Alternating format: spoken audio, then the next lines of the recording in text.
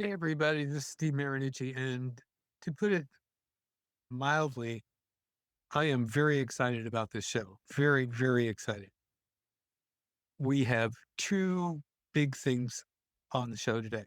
First of all, we have a panel discussion on the book A Woman's History of the Beatles by Christine Feldman Barrett with the author and three Beatles scholars that you know, Dr. Kit O'Toole, Susan Ryan, and Candy Leonard.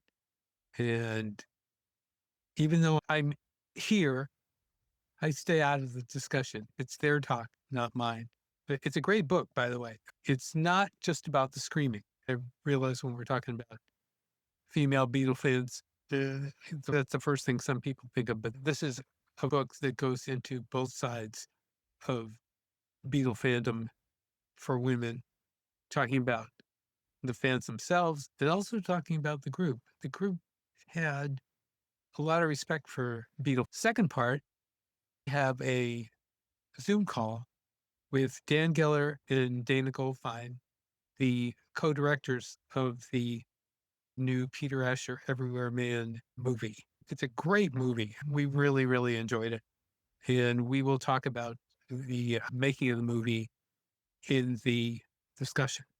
So we have a lot to say, a lot to see, and we hope you'll stick around with us because we'll even have some Beatles News Briefs for you. So here we go.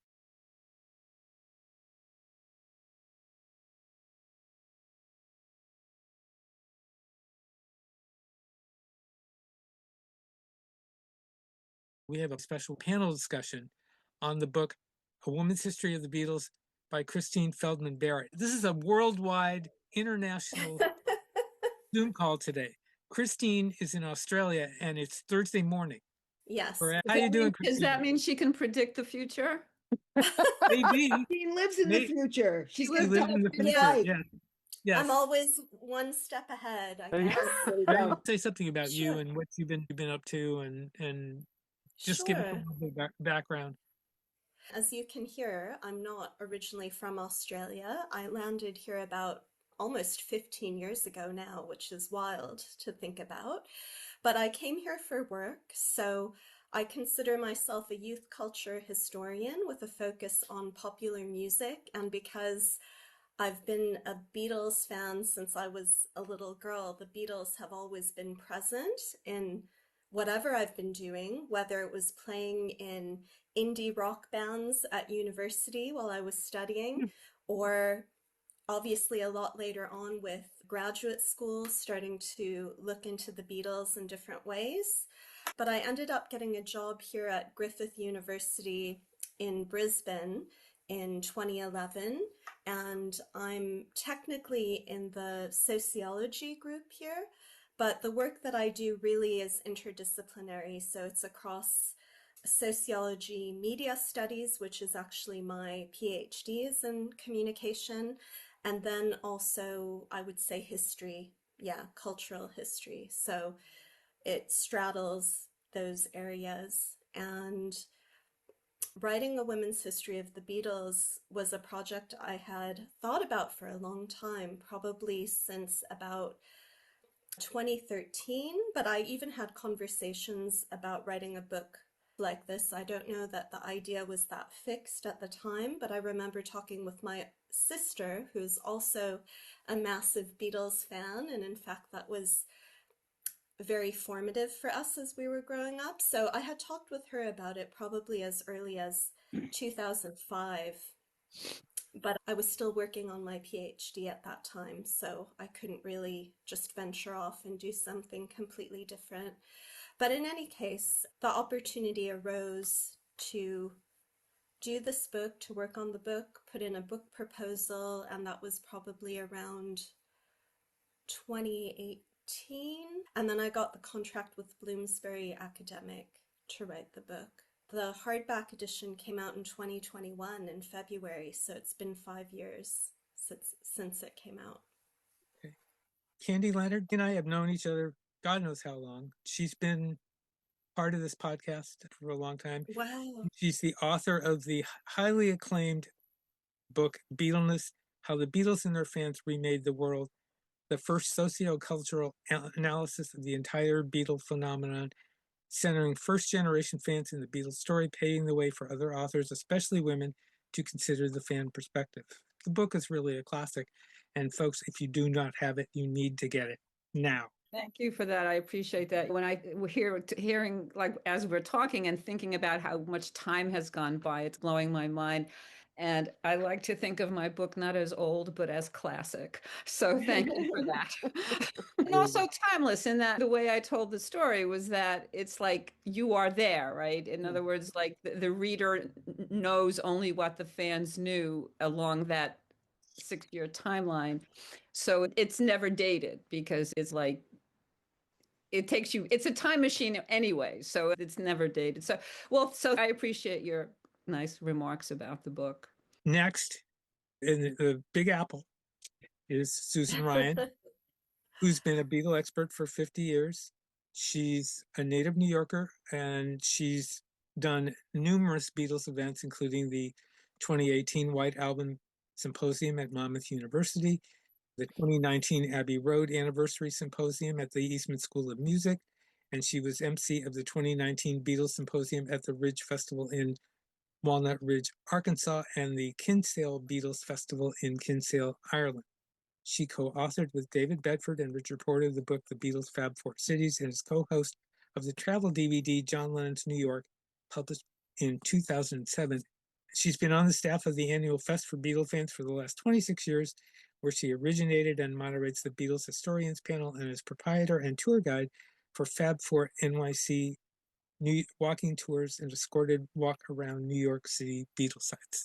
Hello, Susan. Hi, Steve. It's good to see you. It's been a long time since we've seen each other at all. Yes. I'm very glad to be here and included in this illustrious company. I'm proud to have been a part of Christine's book and also part of Candy's book, and appeared on panels and discussions with Kit many times. So I know all these ladies very well, and proud to be here and looking forward to a really interesting and fun discussion today. I think we're going to have a really good time talking about women and the Beatles, as it were. So I think we'll have a lot of fun.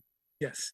And finally, in the great city of Chicago is Dr. Kit O'Toole, the author of Songs We Were Singing, Guided Tours Through the Beatles' Lesser Known Tracks, and Michael Jackson FAQ, All That's Left to Know About the King of Pop.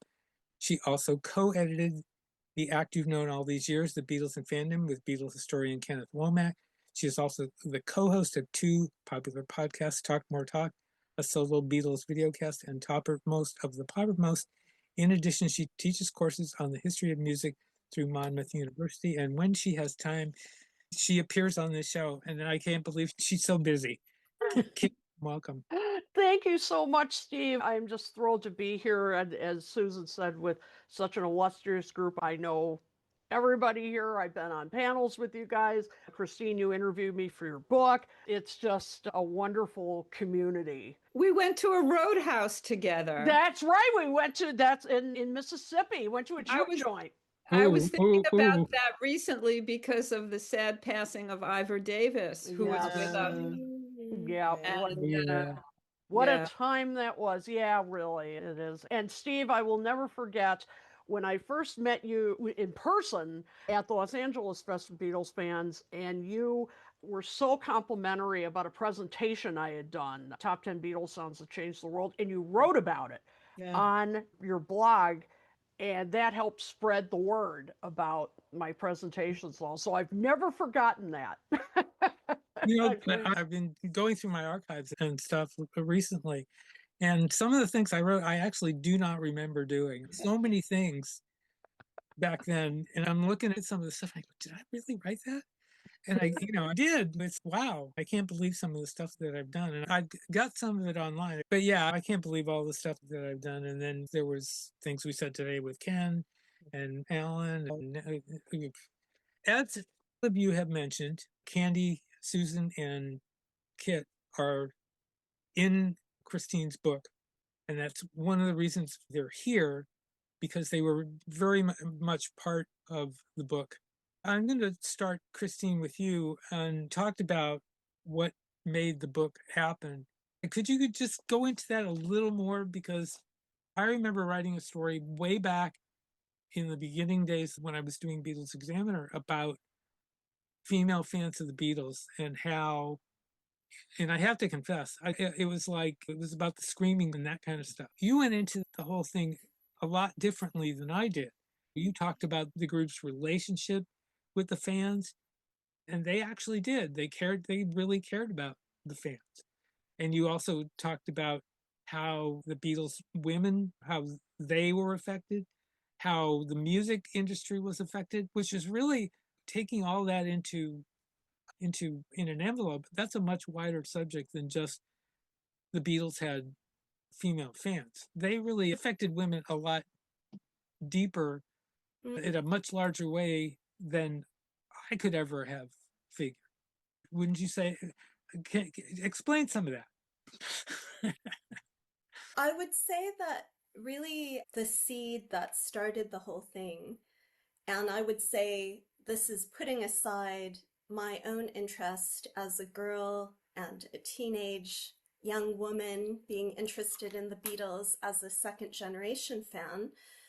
The seed of the project really was a fluke in a way. It was a great fluke, but I happened to be spending the summer of 2002 in Berlin with some of my relatives over there. And I was watching German TV one day. I wasn't watching TV a lot when I was over there, so that's why this is really a fluke. But I happened to turn on the TV one day, and there was a documentary on where some women were being interviewed, and they were being interviewed in German, and I speak and understand German, but I could tell that the women being interviewed were not native German speakers. They had an accent that you would attribute to English speakers of some kind. So as the interview progressed, all of a sudden there was a little subtitle saying who was being interviewed, and it turned out to be a woman who was in a band called the Liverbirds. I had never heard of this band before, and as the documentary footage progressed, they didn't have filmed footage of the Liverbirds, or maybe they did. I was just so fascinated by this story that I had never heard about before, where these young women in Liverpool not only wanted to be in a band because of the Beatles, because they had gone to the Cavern and seen them play and had some interactions with them, but they ended up following the Beatles' footsteps and going to Hamburg and playing music there and becoming quite successful within West Germany at that time. And one of them still lives there to this day, married a German musician, stayed on. But I just couldn't believe that I had never heard this story before, because being a young woman who had played in bands, who thought she was pretty across obscure 60s bands, I still hadn't heard of the Liverbirds before. And it occurred to me, gosh, there's so many women in music that have some sort of connection to the Beatles, maybe not as specific as this one or as close as this one. But the Beatles have certainly influenced a lot of women musicians, and there have been other bands, I'm pretty sure, I was just going on this hunch, probably other British and American bands that were led by women, or were all women, who had formed bands. And then, of course, later I found out that the Pleasure Seekers, which was the band featuring the Quattro sisters, including Susie Quattro, they had been formed because I interviewed Patty for the book, and she talked about the fact that they had seen the Beatles when they came to Detroit in 1964 and said, that's it. I want to do this with my sisters and my girlfriends. I want it to be an all-girl thing. So I thought that was a really great line of inquiry to follow, this whole idea of women making music because the Beatles were so influential, because there had been already all this commentary and all these stories about people like Bruce Springsteen and all these other male musicians who would point to the Ed Sullivan Show as a point of departure for them becoming musicians, or an entry point. And so I knew for sure that if I was going to write a book about this topic, that one chapter would be devoted to women in music. So that was, besides the whole fan story, which I feel is so important because when I was growing up and I loved the Beatles, and I felt there was nothing wrong with being a girl who loved the Beatles, there had never been anything wrong with that. And yet, at an early age, I would see footage at Beatlefest when I went when I was 8, 9 years old, and elsewhere, wherever I could find it, or I would read magazine articles. There was so much dismissiveness around the female fans, even though they had really, in many ways, been directly responsible for the Beatles' success. We can talk about all the other factors, of course, but they played such a huge role in making the Beatles the cultural phenomenon that they became. And so I really wanted to flip the script and say, we can talk about, and other scholars like, oh, her name is just flying out of my mind right now, but there's a famous piece that's written about how Beatlemania was the gateway for Barbara second, Ehrenreich. Yes. Barbara Ehrenreich, thank you. But that Beatlemania was the gateway for second wave feminism, and they make a really strong argument for that. So I read that piece when I was in my PhD program, I think, and that really made an impact on me. And I thought, yes, that's one way to look at it, but I also want to dig into the stories about the agency that Beatlemania gave girls, adolescent girls, teenage girls at the time, and how that led to so many important things in their lives: friendships, the way they saw the world, travel opportunities, an interest in cultural history of the UK, all these other things that became defining aspects to their young lives. And then I wanted to, of course, see how that differed with different generations. So my generation, yeah, and you get into all of that in the book. It really goes back to the cavern, of course. of And I course, just talked to Debbie Greenberg, and yes, that book Cavern Club, The Inside Story. is really an essential volume in everybody's library because of what she says and the detail about going into the cavern and being in the cavern. The whole cavern experience is there. yes, But yeah, it all starts there. And I'm going to ask you guys to jump in here. yeah. When everything started in the cavern, and then obviously as it moved into America and every other place, what was it for girls, for fans, that they saw? They saw a lot of things, obviously, as Christine says in the book. And tell about your experiences, your personal experiences too. Let me start. I'm going to start with Candy. I'm going Well, to put you on the spot first, Candy. I was 7.5 years old. I was a child. I think it's very important for people to remember, especially in thinking about Beatles fandom, that the bulk of the first generation Beatle fans were, in fact, children, tweens, elementary school, middle school. Now, that's not to say that there weren't high school, college students. It was across the board, which is partly why they had accrued the power and influence that they did with our generation. But yeah, I was a child. I was immediately smitten. I immediately sensed that I was very precocious. I had a very media-drenched household because of my parents and who they were. And I immediately sensed that, like, this, like something shifted in the world, basically. Like I just felt that. And certainly in my world, but then the beauty of it was like I quickly realized it wasn't just my world. It was everybody. It was all anybody talked about. It was just everywhere. And living through high Beatlemania, that 64, 65 as a child. So it wasn't sexual for me. It wasn't like, oh, I love Paul, I want to marry Paul. It was not like that. It was some kind of just this fun escape. It became like an environment, almost like a place you go to with your friends.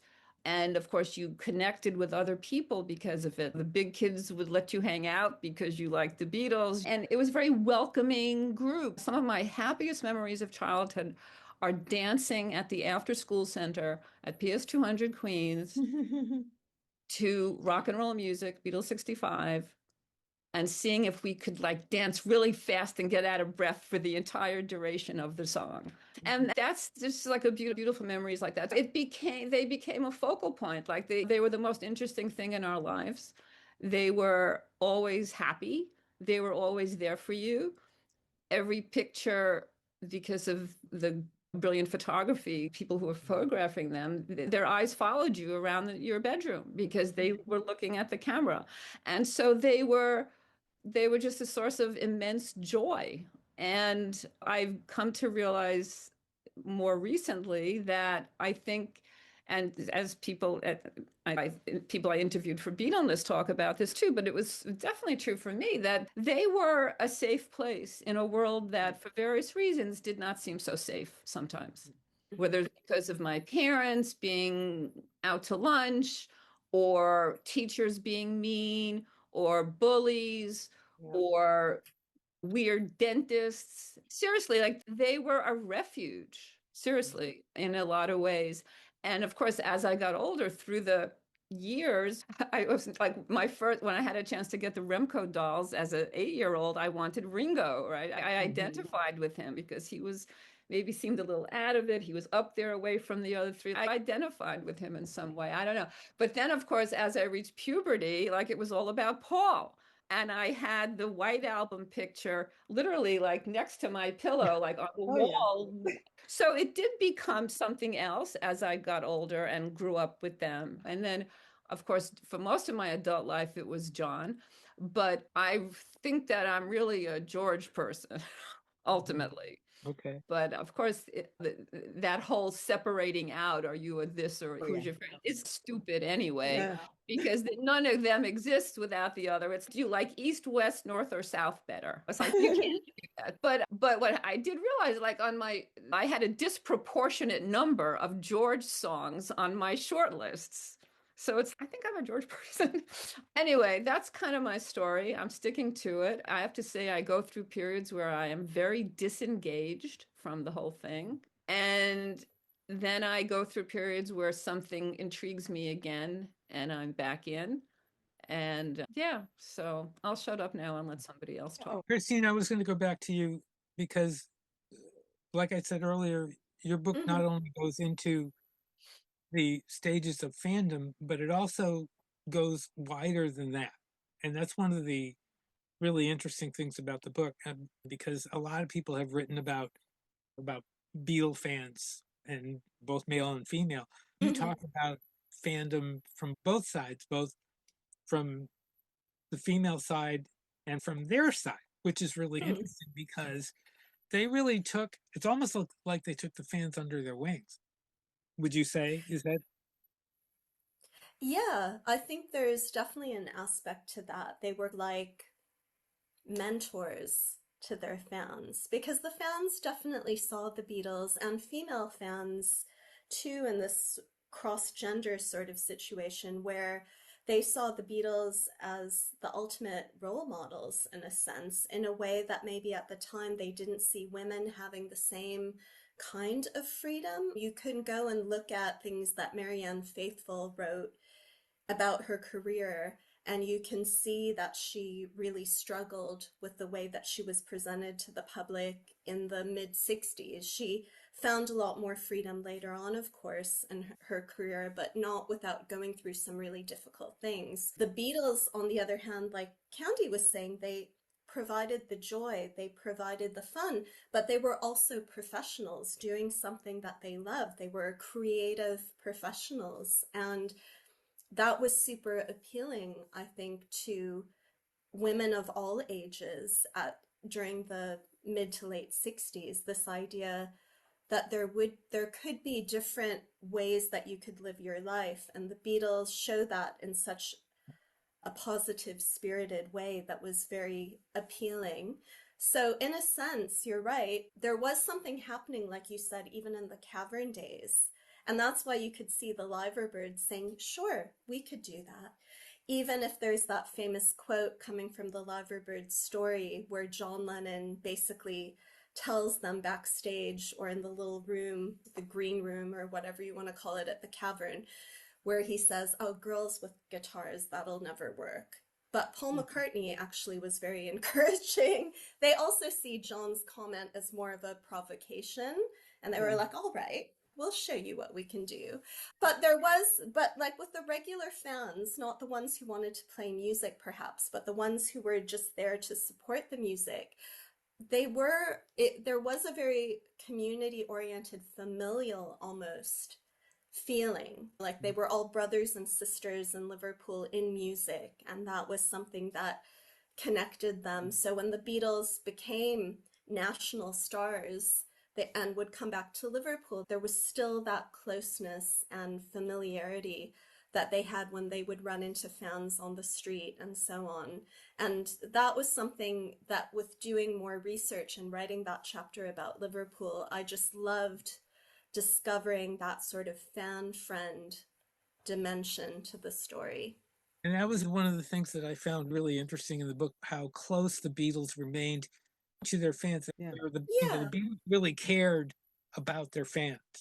That is something that probably doesn't happen today, not like it did then. And there are so many instances in the book that you're referring to. It's almost amazing to read all of the stories of the different women in and the fans talking about how they ran into Paul and John on the street. And they remembered the one story that hit me the hardest, I think, was the one, and you may remember her name better than I do, where Paul gave her the ride home and he started singing "I Remember You." Do you remember that? She's actually one of the women I interviewed in Liverpool. I was just dazzled as she was telling me this story. I thought, for real? This really happened. That's just one of the examples that are in the book, the type of stories of the closeness that the Beatles had with their fans. The closeness comes in all sorts of degrees, but it was like there was like I'm trying to think of the word, just a feeling, a general. I'd call it love in the abstract sense of the word, but that's what it was. Kit, I'm going to go to you next. Talk about your personal experience as a Beatle fan. Well, it's really interesting when Christine, you mentioned about them being almost mentors. That's what it was like with me. Now, originally, I got into them when I was in 8th grade. And I was fully steeped in 80s pop at the time. I was listening to Duran and Wham and all that, which I still love them. Yeah, Gen X Unite. Yes. This one day in chorus class where we could bring in our own music on Fridays, and somebody brought in the 20 greatest hits cassette, the pre-one, and 8 days a week came on. And that grabbed me. I just thought, wow, that beat's really different. The way it faded in. Yeah, the hand clapping. It was catchy, but it was different. And so I'm like, I think I have to find out, because I knew of the Beatles at this point because my dad used to play Michelle and Norwegian Wood on guitar. He was a jazz fan and rock and everything, but those really grabbed his attention. He used to play Let It Be in church and that kind of thing. He led the guitar mass at our church. So I certainly knew, but that's my parents' music. And when you're 12 or 13, you don't want to listen to what your parents listen to. Of course, then I was hooked. Now, I certainly responded to how good looking they were in their clothes, the whole thing. You bet. I sure did. But I think what ended up really influencing my career and my life was, and Christine and Candy, you were alluding to this, that it was the messages. There were messages that they sent. I don't mean anything weird, but think for yourself. It was about making decisions for yourself, following your own path. And self-actualization. Yeah. Yes. Exactly. And also the fact that they went against the grain so many times with Revolver. I mean, when Tomorrow Never Knows. The fact that they couldn't read music was probably a really good thing, because they broke these rules and were, I'm sure, told many times, you can't do that. Or when John would say, I want this to sound like 1,000 monks chanting from the mountaintop, and I'm like, what? But I thought, that's really cool that they followed their own path. And also, like in Hard Day's Night, I think this is a thing that anybody can relate to. That wonderful scene when they're riding in the train and this older man comes in and very haughty. And it's just classic. And this was many years after it came out that I saw this.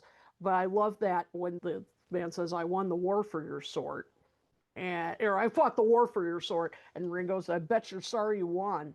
And you just thought, I'm sure it was like this in 64, but even in 1985, where I thought, whoa, you're talking to somebody like that. And there were no other adults around. And so I really got all these messages that don't let people tell you what to do. You're an individual, follow that individuality. And of course, spread love, love one another, all these different messages.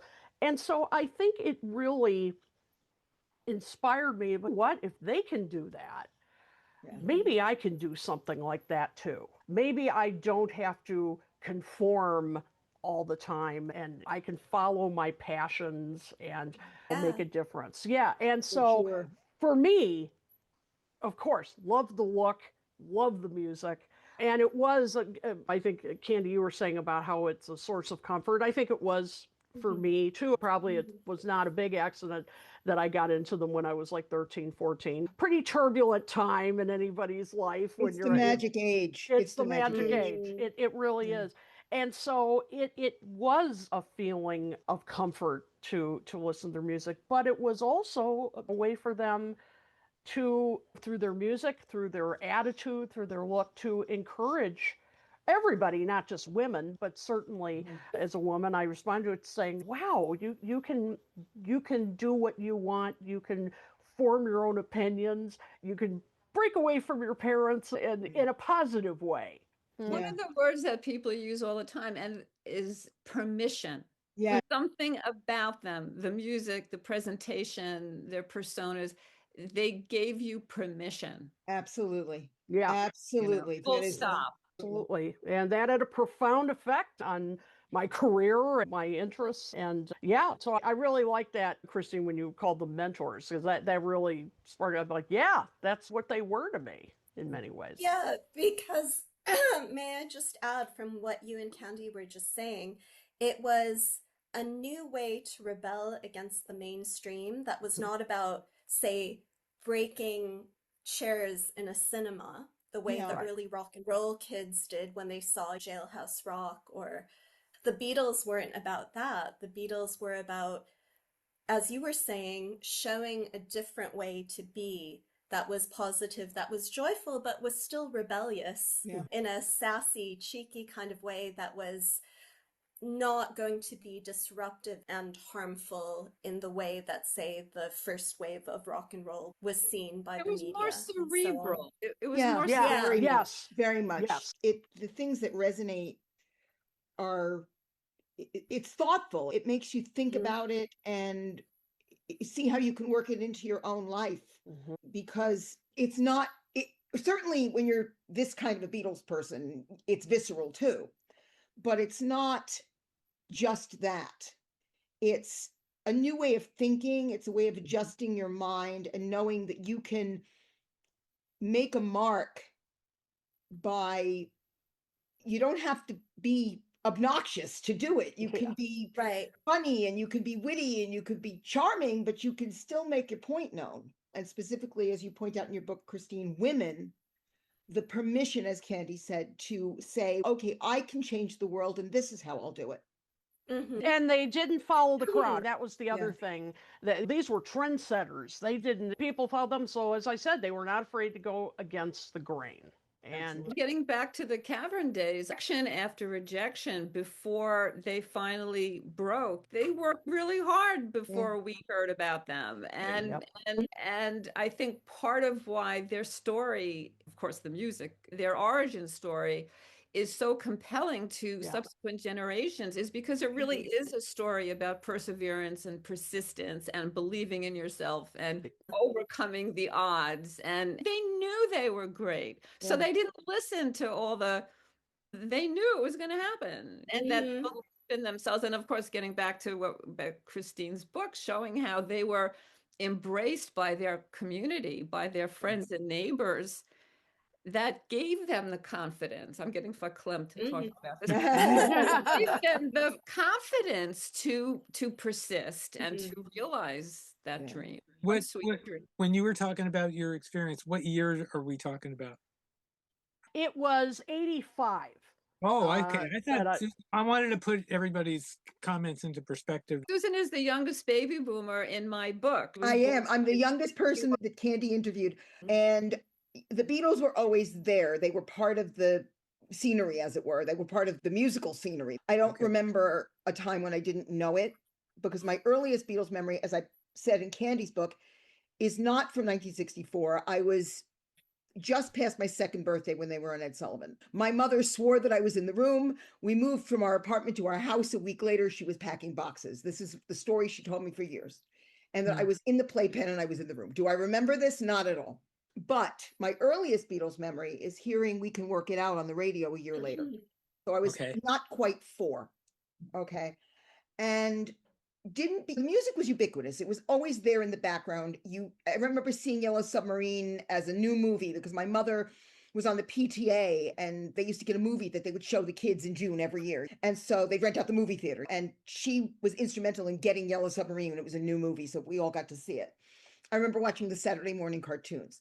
So I tell people often that I am a first generation fan by a technicality, because it was there. I don't remember the Ed Sullivan Show, but certainly very close. Can I just add something about I love your story, and I'm so happy and proud that it's in my book, because it's not, I heard We Can Work It Out on the radio and I loved it. No, that song was played constantly. I can't remember offhand now how many weeks it was number 1. Okay? WABC, you could set your watch. WABC New York, because I too woke up in the morning, got ready for school listening to WABC, and that absolutely, and it sounded different from, I knew the other stuff too, because I was already on the journey by then, but it sounded different and it was so joyous and so wonderful. So you probably, it's not, I heard it on the radio and I loved it. You probably were like saturated. It was osmosis. It just, you couldn't escape it. So if your parents were listening to the radio, or if they turned the radio on in the car and you were in the back, you heard it. It was there. You absorbed it. So it was, now the big fandom for me came in 1975. I was just shy of my 14th birthday. I turned 14 in that October, and I went to summer camp, and I was the last year of campers. And there was a girl who was a year older than I, who was a counselor, and she rode the same bus. And she said the fateful words, "Do you like the Beatles?" And I think my answer was something along the lines of, "They're okay." And she took this as, I'm going to saturate this girl with everything that I've gotten. You've got to listen to this album. You've got to read this book. You've got to go see this movie. And remember, you couldn't just pop a DVD or a VHS tape into your TV to watch A Hard Day's Night. You had to wait till somebody showed it. So I didn't see it until probably the fall, when the local public library in Fresh Meadows, Queens, had a movie afternoon, and I dragged this friend of mine who did not like the Beatles, and I dragged her to the Fresh Meadows library to see this movie. And that was the first time I had seen them. The voices got me first. Their voices were the thing. The harmony, the voices. I've been a John girl since day one. His voice was what grabbed me. Didn't hurt that he looked real good, but the voice was what got me first. When I saw the film and they were walking and talking and moving and laughing, and that was like television. I didn't see anything else. And it just, the more I get my hands on it, I would buy books. I'm not saying stuff which is why that was what it was. My father called Macmillan Publishers, and the book was out of print at that time. And he called Macmillan Publishers, and somebody scraped up a copy of the book. And I had an original edition of it because somebody had told a story to my father. But the other thing, this is interesting, because Kit was 10 years later than me, and I had to be the right age. Right age for average, but more than me. In the 70s, it was the height of utter uncool to be Beatles fan. Oh, the height of uncool. I was ribbed mercilessly. I was bullied over it. I kid you not, bullied, like mercilessly. Why this music, it's garbage music, and why don't you listen to that? And all that stuff. Why don't you like Led Zeppelin? Okay, and okay, to be honest with you, the girl who said that to me, I didn't like her. I like Led Zeppelin just fine now, but I pushed them away because the girl who said that to me, I didn't like her. It had nothing to do with the band. But the fact is that I didn't like her was the height of unfeeling. Okay, I didn't like her. And I did find my people. There were others who were crazy, and we found this picture in Christine's book of me and my family in my childhood days. And I had so many photographs of the Beatles on my wall that my father used to make a joke that you had to take off your shoes and bow towards Liverpool before you went in the door. He literally said that.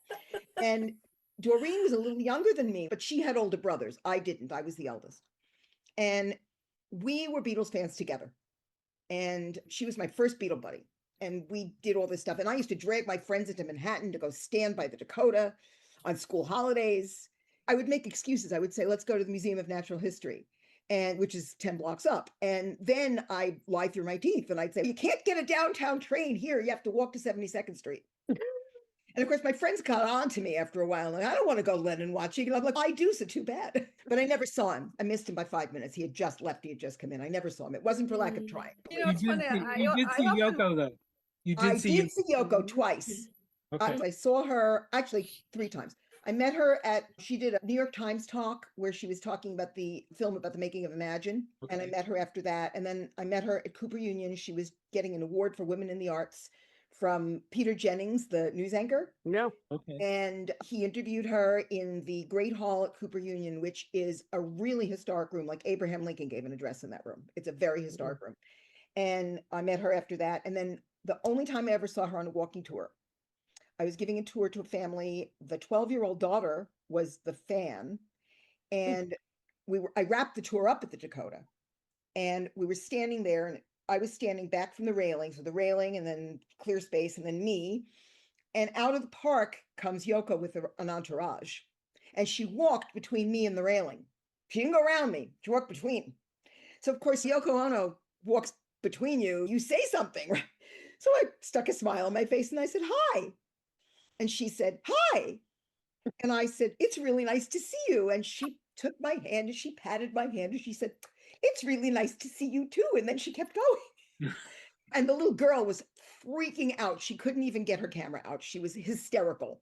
And it was just one of those things that I'd already met her twice. So it wasn't quite the hysteria inducing thing that would have been for the child that I was giving the tour to. But I've always felt that we were talking about permission and we were talking about ability to do things. I know, as that mercilessly bullied child, which I was, I learned how to counter that from the Beatles. I know I did. Okay. Because especially John, bless his heart, he had a snappy comeback for everything.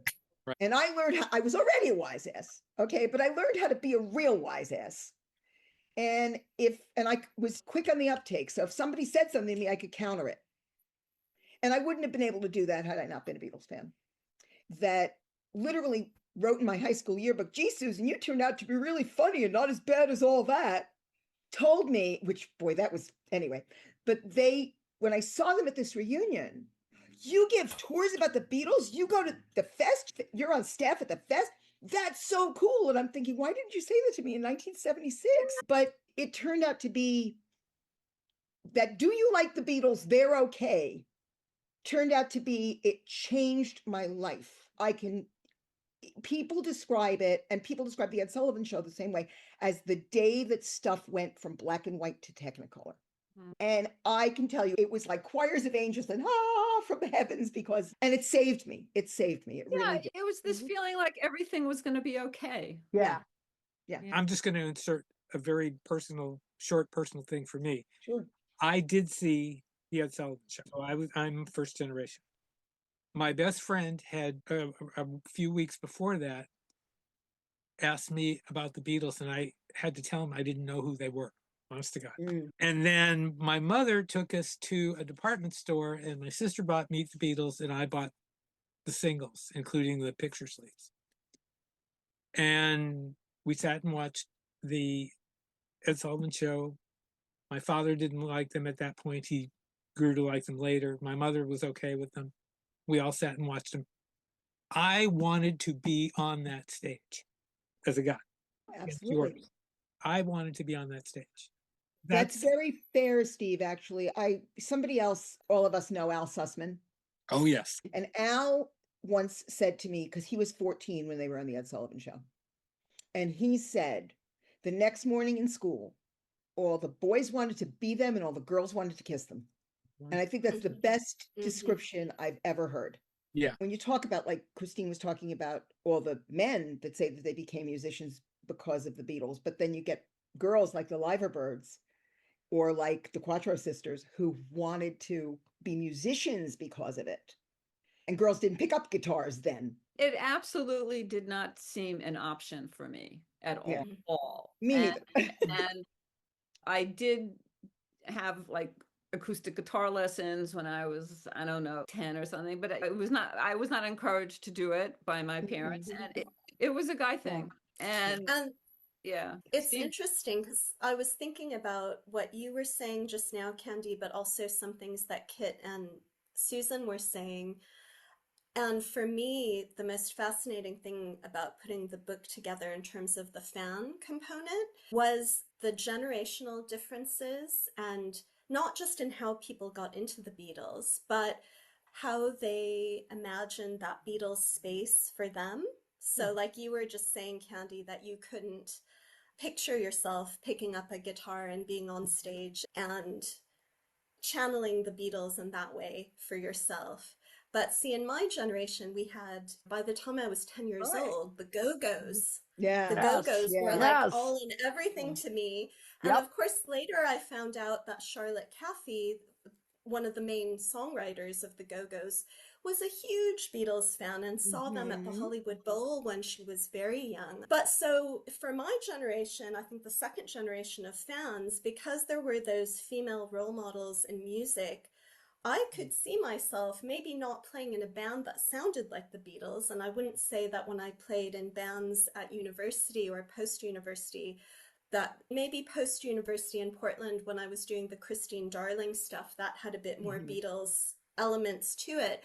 But the Riot Girl band, no. The indie rock band before that, no. But it was that idea that could be a possibility for me, even on an amateur level, maybe not a professional level. It was something that I could see myself doing. So it was the converging of being an adolescent in the early to mid 80s and then a teenager, seeing those female role models who had done what they did in part because of the Beatles or totally because of the Beatles.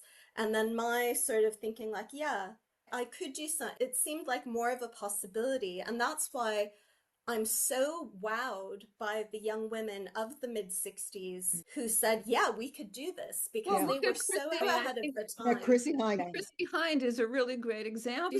Fuck this, I'm going to do this. Yeah, But even just the visual, the iconography of a woman holding an electric guitar was like not a thing until Chrissy Hind, Go-Go's. It wasn't until after our mothers burned their bras, for real. No. It was after that.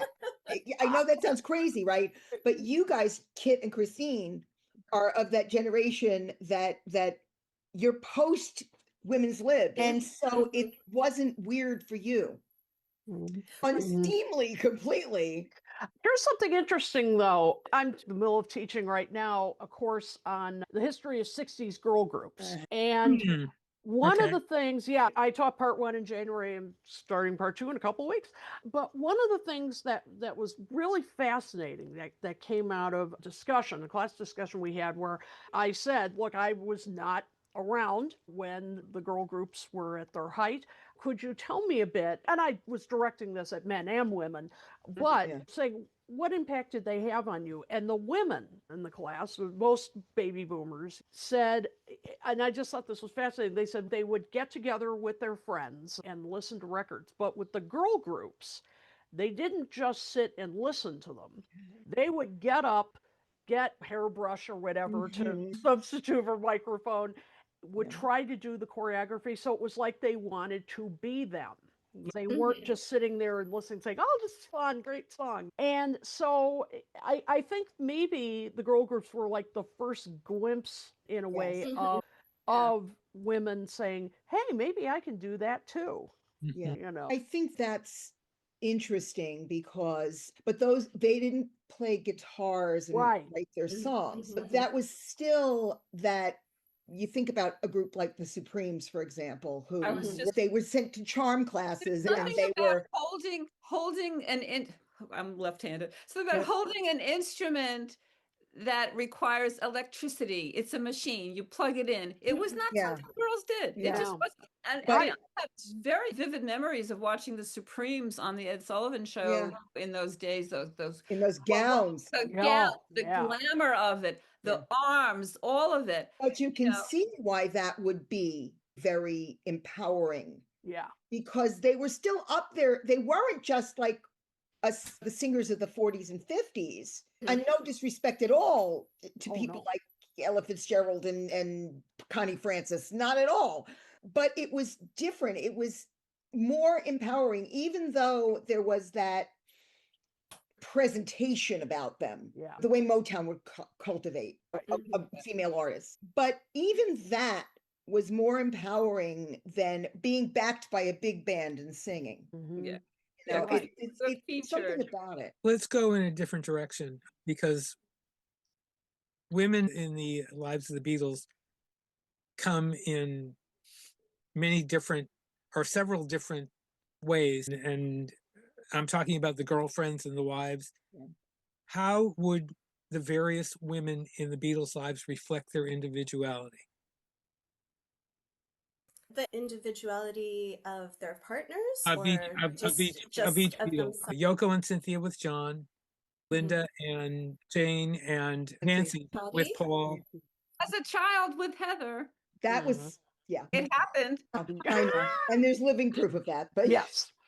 And all the different relationships they've had, especially the women that have been in Paul's life and in John's life, it really is an interesting reflection on them individually. Olivia versus Patty. Yeah, it's interesting. It's the way they went from one woman to another, how each woman affected them.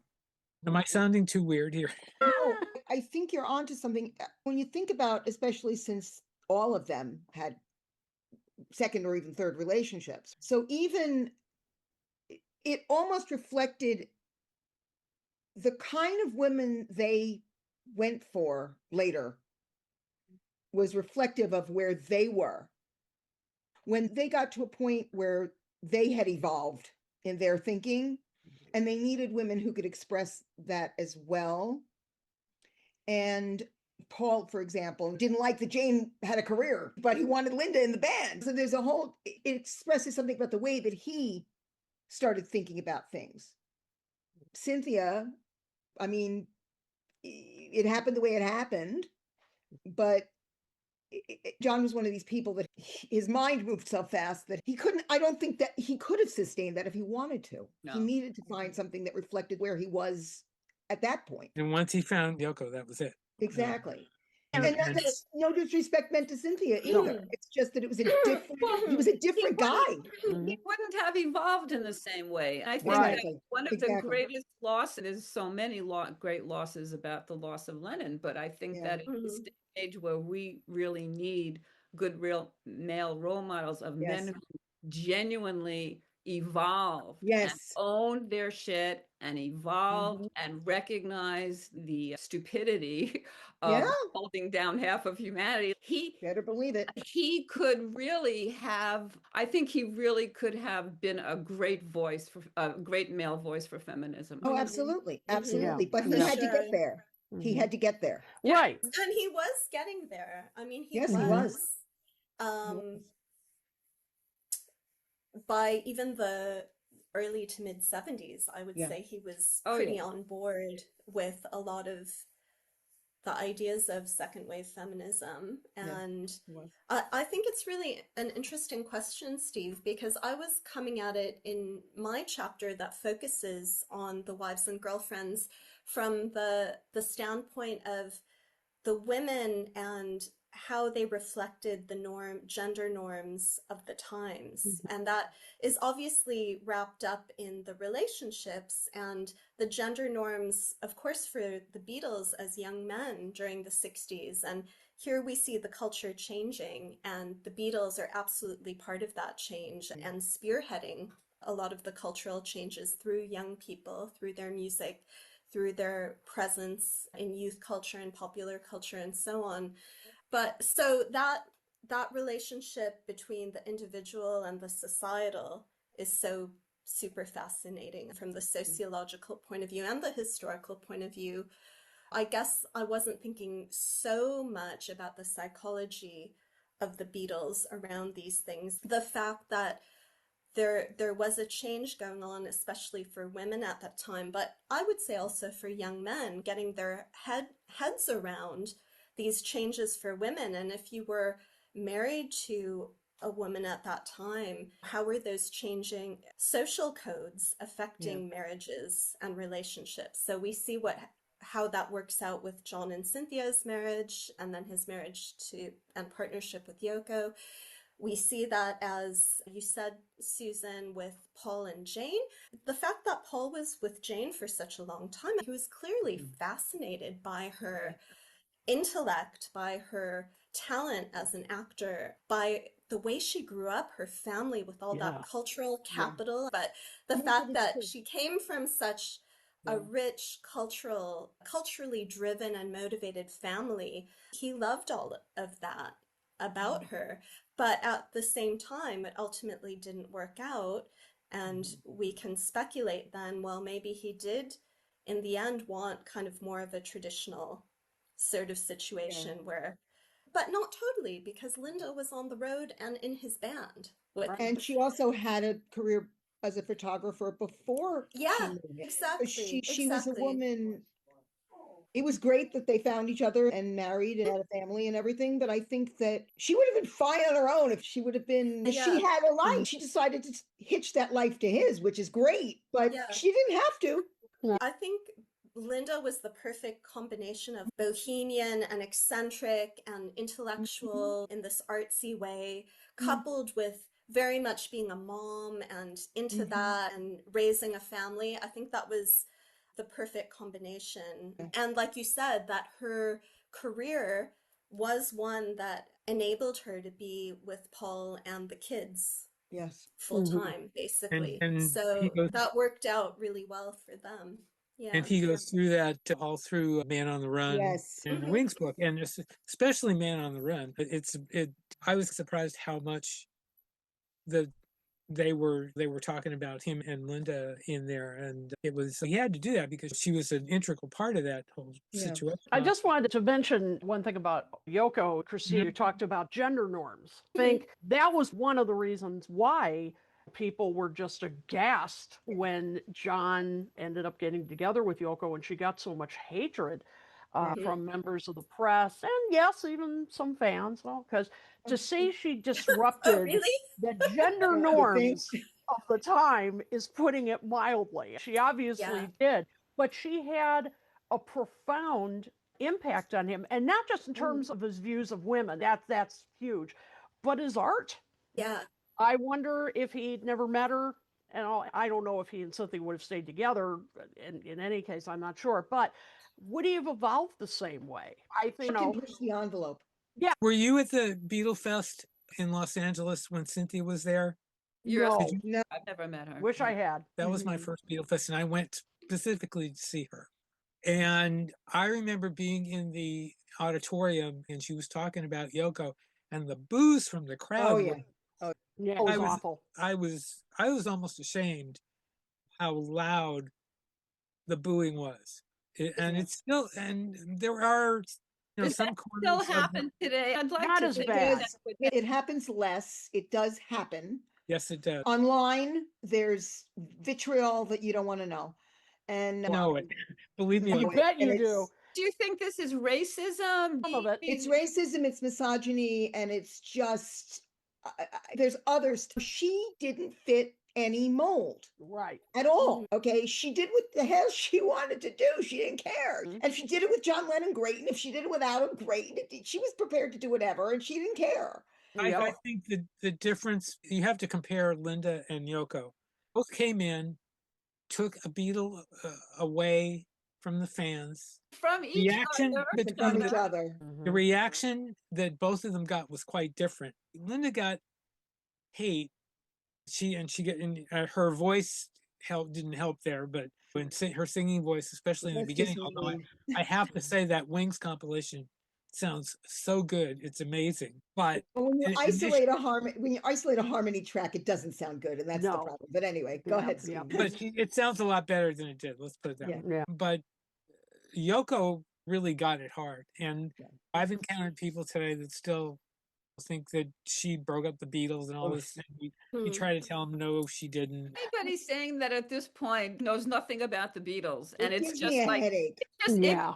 ignorance and hate more in the day. There's always some Really? idiot at the fest that shows up in a t-shirt saying, I still blame Yoko. Yeah, we're still pissed at Well, Yoko. Yeah. We can blame that one. No disrespect to the dead, but we can blame that one squarely on Tony Bramwell. Yes. Could I say, and maybe some of this story, but if not, it's a good one, and it shows, again, a generational shift. I'm not saying that there aren't, say, Gen X, second generation Beatles fans who don't say negative things about Yoko, because certainly there would be.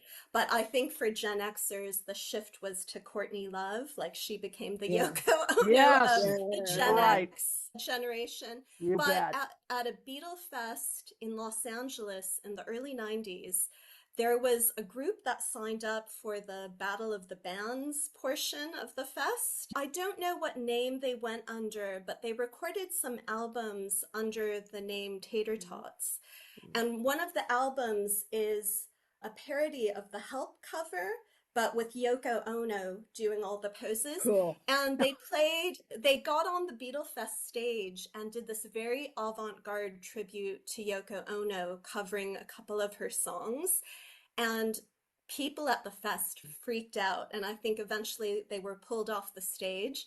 But these were all younger generation Beatle fans who thought, we're going to do something really different, and we're going to pay tribute to Yoko.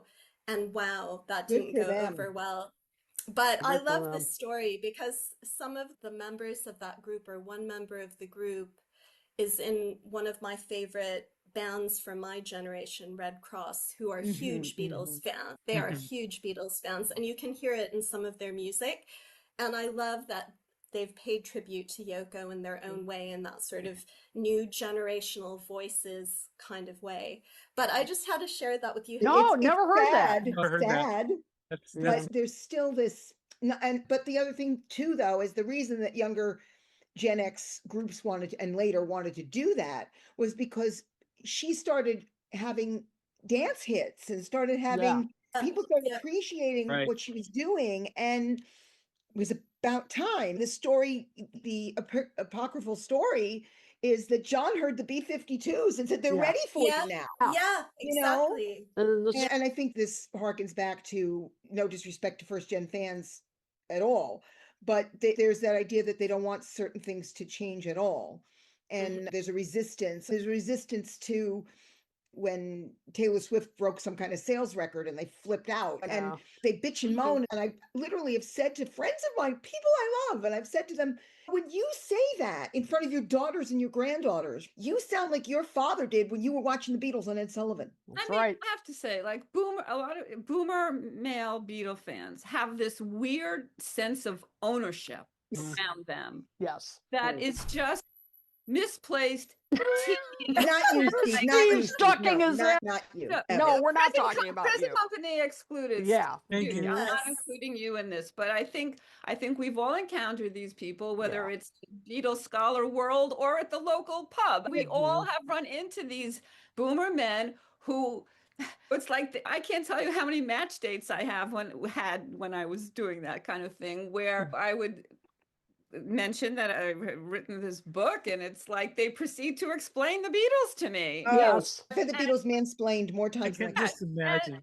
And so And I think the distaste for Yoko is part of that because Right. she took John away from them.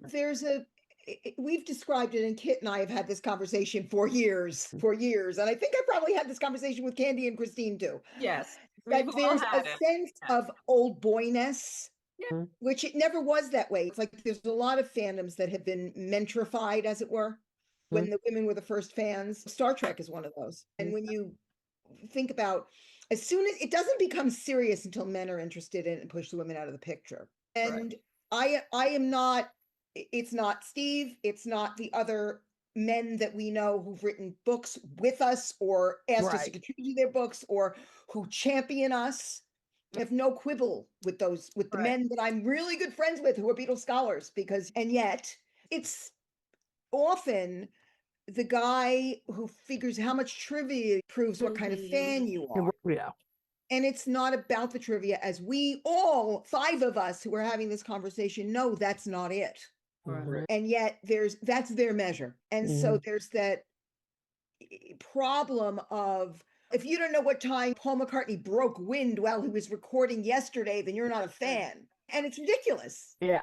Let me ask you this. I just wanted very quickly to say, if you were taking a course on the Beatles, what would you prefer to hear from your professor? Exact facts in terms of dates, like the whole class, pinpointing dates and when this thing happened, that thing happened? Or do you want to hear a comprehensive narrative that engages you and that is interesting and that makes you want to learn more? That to me is the difference. That's what a good course should do. A good course should place them in history. And because after all, we're talking 60 plus years now. So that's definitely the realm of history. It's more than 50 years ago. And I'm just comparing that to the fandom thing, the one-upping people about trivia and details. The book that Kit did with Ken, Fandom and the Beatles, I'm in there. doesn't go there. Talks about the narrative and setting it in its time and its place. Well, I think it's a not lot the of trivia. A lot of first-gen fans, and I would say this probably skews more male than female, they're not interested in the big ideas that surround the Beatles. They're more in, and I'm not judging that. In other words, it's the music, it's the memories, it's the nostalgia, and they're not open to nuanced or cultural interpretation or contextualizing. I think they're taking it more at a face value and makes me feel good, which is fine. I'm not judging that.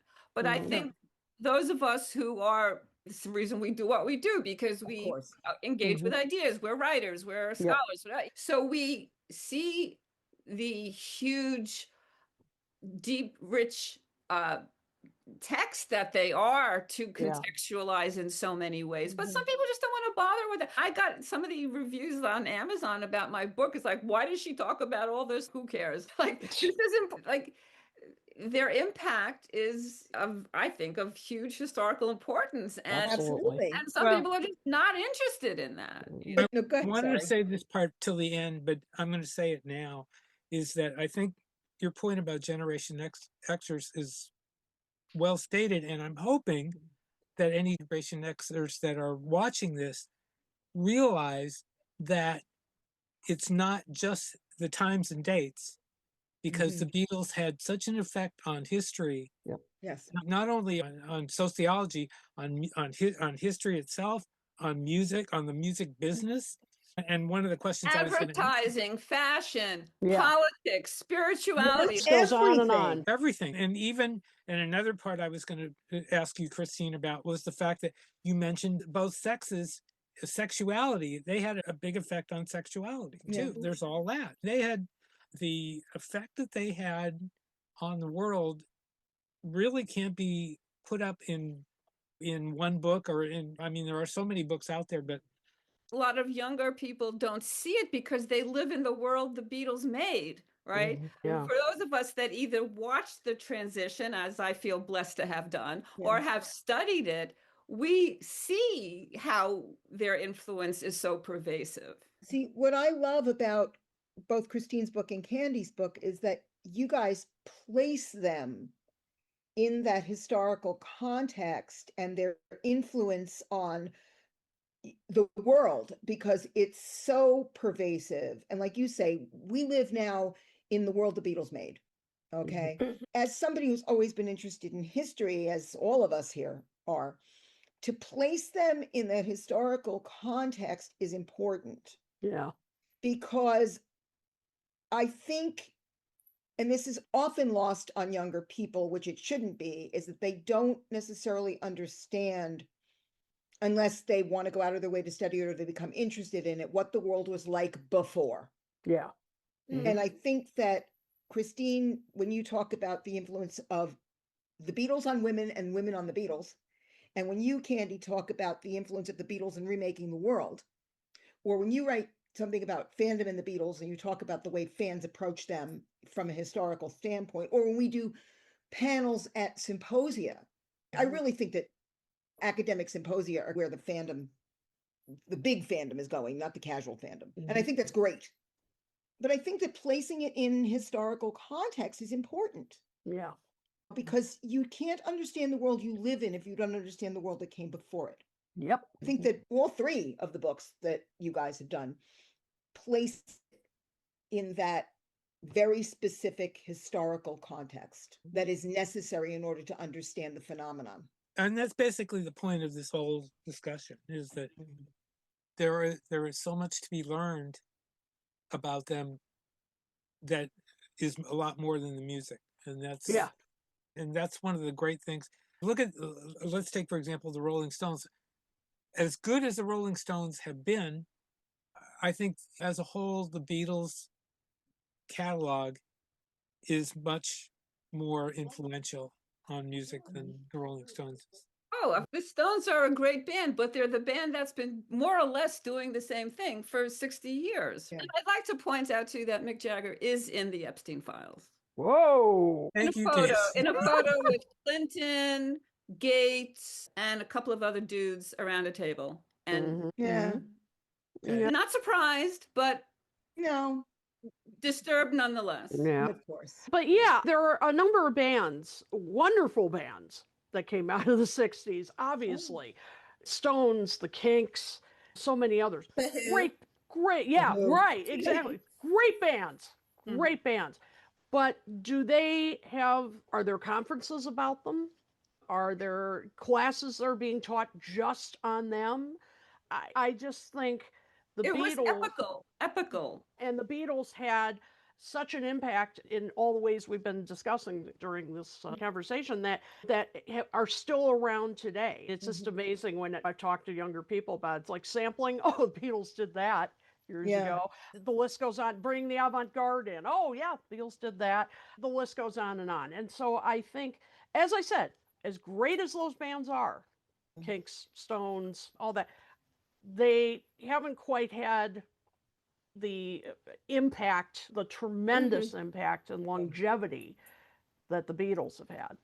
What's very interesting too is that in order to teach kids about the Beatles, I'm saying this as a mom, okay? My kid's almost 28 at this point, but he was raised on Beatles music, okay? And unlike the other bands where you may have to teach them to like it, if you play Beatles music for a child, they just like it. Yes. Of course. And it starts something. Yeah. And I never had to force my son to listen to them. He would ask for them. I gave him the one CD as a present because he had a CD player in his room when he was little. And it was his because I didn't need the music. I had it. So I gave it to him. And if CDs could wear out, he wore it out. But here's the thing, okay? If that starts a lifelong interest in history or a lifelong interest in music or a lifelong interest in context of the phenomenon, then you've sparked something in your child. Yeah. And look, I think I did that. And not even trying hard to do it. I just played the music. It was always there. Yeah. I do have one thing to say to Christine. Christine, you were talking about all the different female recording stars that got their fame in the 60s. You left out two people, and I was surprised. One, I'm very surprised at. The other one, I'm not. The one that surprised me was Dusty Springfield. Do I not mention Dusty Springfield in there? I looked. No. I did a search last night, and Dusty. I love Dusty. Oh, So you love? I love Dusty Springfield, but yeah, the book can't be all and everything. No, I I know. invite someone else to do a part two if they would like True. to. And don't take that as a criticism. The other person I was No, thinking of was Judith Durham of The Seekers. Yeah. Oh, voice. yeah. No criticism on your. Let me just say, the book is an incredible work. What you've done, I mean, Thank you. that you've done with that book is just amazing. Let's let people know first of all how they can get it. I know it's on Amazon. It's And it's in Kindle form. I recall though there is no audiobook of this, right? Is that right? but I can let you in on something, and that is that a revised version of the book is coming out in a couple of years, and I'm hoping an audiobook will be Right. coming out with it. So it'll have some updates, and maybe Dusty Springfield will get a mention. The nature of the revisions to make it like it's going to be paperback only, and it's going to be just slightly revised for even more of a general readership that's what I thought. audience. Yeah. Yeah. Very good. I'm happy to hear that. That's great. Yeah, I'm really excited about that. And yeah, I would love to do an audiobook of it. But I was going to say at the moment, probably the usual outlets, you can find the paperback and the ebook version. And I don't want people to freak out if they Google it and they see the hardback price pop up, because there is definitely a very affordable paperback version and Kindle or ebook version that you can get as well. Yeah, and it's pretty easily found at this point. Bloomsbury. So If you search on Amazon, for example, it's very, very easy to find. But yeah, it's just, I mean, works. The idea of doing a book of this nature and doing it the way you did it was just incredible. It was really wonderful. thank you. You've done quite Thank a you service. so much. And I just want to again thank Candy for her landmark book, Beatleness. That was such an inspiration to me too. And of course, her work is cited in my book, as is Kit's work. And thank you, Kit, again for the interview, and Susan as well. And it's just been, for me, and I know you've heard me say this before, but such a huge, wonderful thing about writing this book was connecting with you, connecting with fellow women Beatles fans and writers and musicians and artists, just reconnecting with that community that I had glimpsed through Beatlefest as a child, but then hadn't been to Beatlefest or the Fest for Beatles fans again until 2024. That's a pretty huge gap from 1980 to 2024. Wow. Having that sense of the Beatles culture as it is now, connecting also and getting to know younger people, younger women who have gotten into the Beatles. It's such a fantastic community, and there's so much great work that's being done in all different areas of keeping the Beatles legacy going for new generations. So that's, to me, that's been such a wonderful aspect of contributing this book to Beatles literature, Beatles culture. That's been probably my favorite aspect of doing the whole thing. Have you considered doing a version for younger readers? With the revised version, I think there'll be something in there. But do you mean for like children or for adolescent readers? Maybe adolescents. I don't think children would be able to grasp some of the finer points. Yeah. Right. Yeah, but Yeah. High school readers maybe. Have you considered that, or have you written anything along that line? Maybe for publishing. I haven't really considered that. That's a good idea. I don't know that I'm the right person to write that kind of book for that particular audience. I would say that my writing is quite accessible as far as academic writing goes. I really try to bring it to a broad audience so that everyone can grasp it and understand it.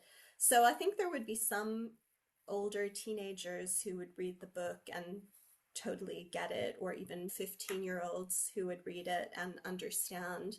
Okay. And again, maybe there will be other books that are aimed at that audience about the Beatles, but again, I'm not sure if I'm the perfect writer for something like that. Have you got any upcoming events about the book that you're going to be doing that online, maybe things online that people can tune into? Or I don't have anything lined up internationally in terms of online at the moment. I think maybe as it gets closer to the revised edition Right, coming right. out, I would Yeah. probably do something. And I'm also just at the beginning of starting a new book project with my sister. So that's quite exciting. It's not To a get Beatle book, I take it. Oh, yes. Ah, there you go. Can But you, I Can can't, can you tell us any more I about it? Can can't, you, yeah, you give us a little bit of a hint? No? I really can't. Tantalizing I hints. have to stay stum about it at the moment No. as a promise to my sister, but hopefully soon we'll be Hopefully able soon. to Beautiful. say something about it. When Yeah. you have the news, talk to me and let me know. We'll break it. I can't wait to hear what this is. Yeah, Yeah. Yeah, I'm that's exciting. intrigued. I would love to be able Thank to you. break the news on Well, that. Mariana is one of the people my book is dedicated to because she really, unlike maybe some other people in my generation, I'm sure you've heard the stories of people getting into the Beatles through their parents. And that was not the case for me. It was definitely because of my sister, who's 5 years older, and she got us on the Beatles train pretty early on in the like mid to late 70s. Yeah. Cool. Very cool. There's often an older sibling involved. Even Yeah. back Yes. in the day, there was often an older sibling involved who kind of drew you in, Yeah. or Nudged you it jumped along. together. Let me True. let me ask everybody. First, I'll start with Candy, then Kit, then Susan. What are you guys doing now? Is there anything I'm going talking on with to you. you that we should know about? Candy, I don't know. I think about writing another book. I don't know if we've I been talking about that for so long. I know. I Girl, know. come on. Let me just talk about Beatles for a second. It's available in the usual places where books are available, including your library if you don't want to buy it. If you are going to buy it, get the paperback version because it is better. I have a bunch of articles up on my website, candyleonard.com, essays, some about the Beatles, some what I call Beatles adjacent, different cultural issues. Yeah, I don't know what the next project's going to be. It's going to be something. I've been saying this for a while, I know, but I keep getting re-traumatized by the political climate, and it makes it difficult to think about certain types of things. The last time I talked to you, you broke the news that the book was available in Thai. Remember that? Oh, yeah. Any other languages since then? No, it's weird. I'm happy that a publisher in Thailand wanted to do it. I That's had to cool. midwife the whole thing because my publisher is so like not up to the task. But anyway, yes, there's a Thai version. Cool. I would love there to be a Spanish version, which I've put some effort into trying to make happen, and I might look into that a little further. I think there could be a Spanish version of my book. I think there'd be a market, but what do I know? Maybe German, maybe Japanese. I don't know, but it ain't happening. So we'll see. I don't know. I'm not sure what the future holds for me as a writer, frankly, but there's something. Kit, what's going on with you? Been very busy with my podcasts, Talk More Talk, and things we said today. We're putting a new episode up featuring Erica White, who is coming out with a book on the Butcher cover. Oh, This wow. fall. my It's going. We had a great conversation about On the Excellent. butcher cover. Yeah. yes, and a bit beyond that, before and after. It's placing it in history, Yeah. culture. It's a fascinating, sounds like a fascinating book. So that's up, Toppermost the Poppermost, where we go through the history of the Beatles on the charts, not just the Beatles themselves, but we look at some of the other artists and songs from that period that either have a direct connection to the Beatles or influence them in some way. So we try to paint a broader picture, once again, of what the music scene was like when the Beatles were releasing their different singles. And also That sounds toppermostthepoppermost.net. really cool. Ken Womack and I do a series called Classic for a Reason, where we lead a discussion about why certain albums are considered classics. We did Steely Dan's Asia last time and had a blast. That was so much fun. Next one that's coming up is Radiohead's OK Computer. That's going to be fun. That'll be in a couple weeks. And as I mentioned, I'm teaching a course on 60s girl groups. Part 1 was in January, where I went back even to vaudeville days and showed how some sister groups emerged from that, and then the 50s, the Andrews Sisters and all that were the precursors. So the second part, now we're fully in the girl group era. We'll talk about Motown, we'll talk about the Brill Building, we're going to talk about all different things like that. You can follow me on Facebook, kiddotool.com. I've got all this information, where to register, all that stuff. So keeps me out of trouble. I'm still doing my tours. I do them by appointment. It's feb4nyctours.weebly.net or weebly.com, I'm sorry. And you can always get in touch with me through that, and I will do a tour by appointment. So if anybody that's going to be in New York City, let me know. And if I'm available, I'm yours. No plans at the moment to update the Beatles Fab Four Cities book, although Richard and David and I have talked about it, but we're also busy with crazy things. But there are no fests this year, so obviously the fest is not happening. But I've become involved in this Beatles Festival in Kinsale, Ireland, which is in the south of Ireland, about 2 hours from Dublin. Really had a great time last year at the inaugural one and this year at the second one. And I've been asked to help plan it for next year. Not like a fest in the States at all. Definitely very different. The whole town gets involved, and there are fascinating discussions. But it's not like there's no dealer room or anything like that. But it's a lot of fun. It's a great weekend in a beautiful town. When is it?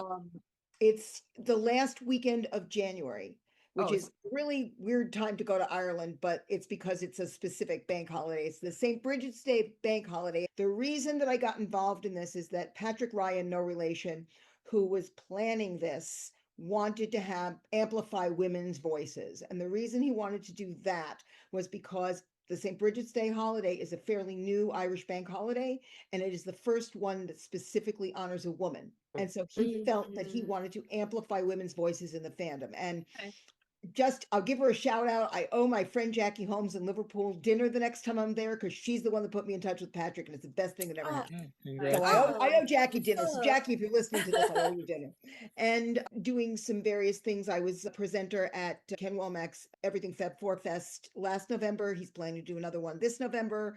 I'm about to submit an abstract to him, so we'll see if I'm a presenter, but I'm going to help him plan that as well.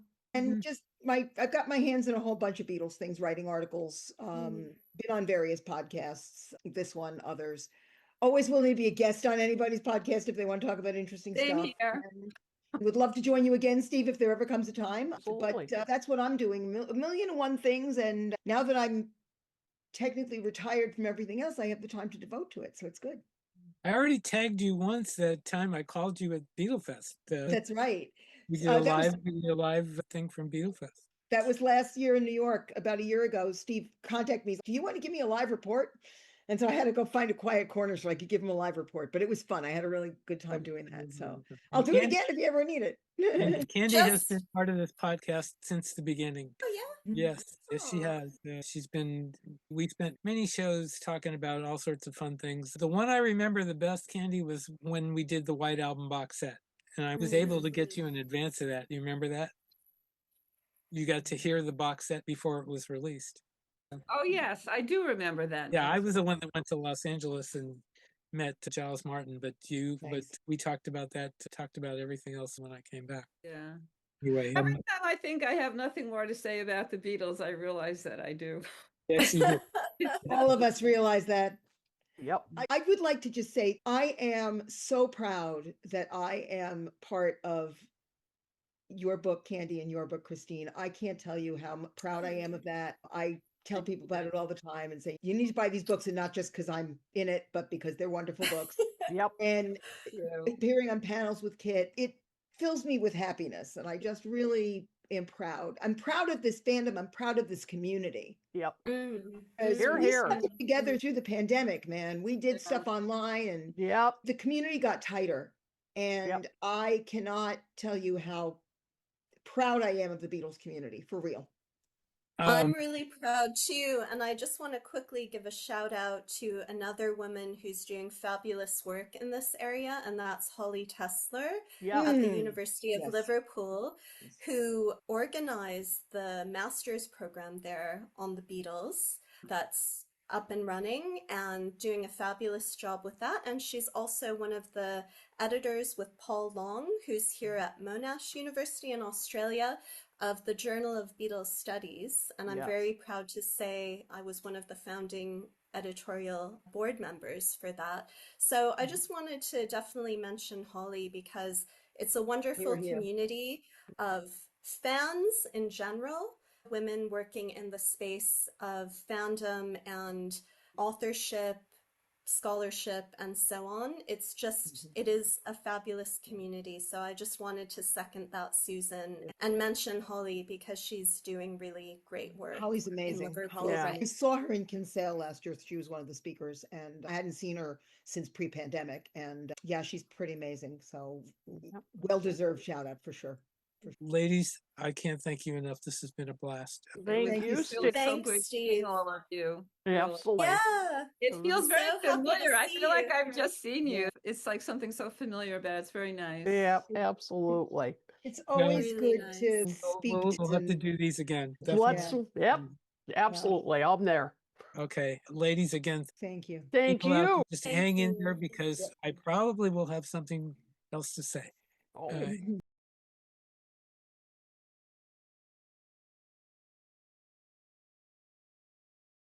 I saw the movie yesterday and I was completely in love with it. I've seen Peter several times perform and it was just fantastic. You guys did a wonderful job, a Thank wonderful you. job.